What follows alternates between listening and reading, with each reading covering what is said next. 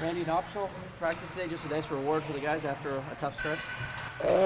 It's not so much of a reward. I think it's more about we've got some banged up bodies, more about saving some energy for the game tomorrow night. And we just felt that this would be the best avenue to take today. And you pick and choose through the course of the season. Obviously, we're at dwindling down to the last week coming up, and we want to make sure that we've got as much energy as we possibly can for tomorrow. Even with Boston playing tonight, it's a daunting task tomorrow night to play them. Well, if you look at their record, I think they're 16-0-3 in the last little while. So there's a hockey club that's playing very well. And if there's one thing that you can look to Boston is they don't really change. They do what they do, and they do it as good as anybody in the league. They're a top team, and they don't change their template. They move people in and out of their lineup. They have to play their way. If they don't play their way, you don't play. Simple as that. You've played some good games against them this year, and then obviously last year. I mean, is there something to be said for the fact that they get the most out of your team too, that they pay attention? Or?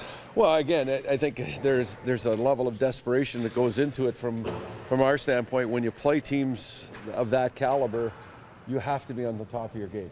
You have to be playing at your highest level. You got to be prepared to compete in the small areas of the ice because they're a big hockey club, and they've got a lot of depth in their lineup, and they've played the same way. You got to be prepared to earn your space on the rink.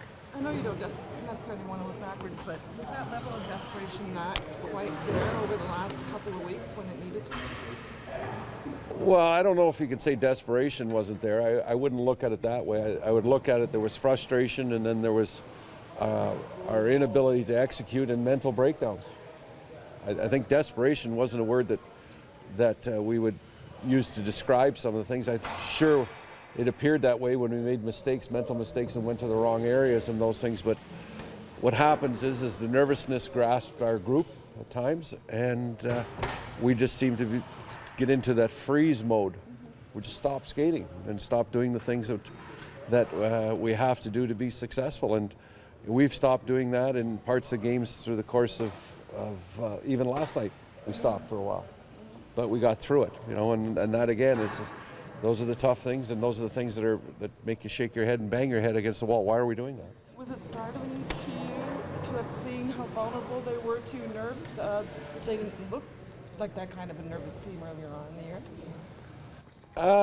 I think what a lot of it, if you look back, I don't think we played as well as our record indicated early in the year. We said that, and we were finding ways to win, and it masked a lot of the deficiencies. And then when we ran into this flat spot, we were playing better hockey than we were earlier, but weren't getting rewarded for it, and that was frustration, and that frustration sets in. Paul Ranger's been nominated for the Masterton Trophy. You talk about what you thought he was going to bring at the start of the year and how the year has unfolded for him.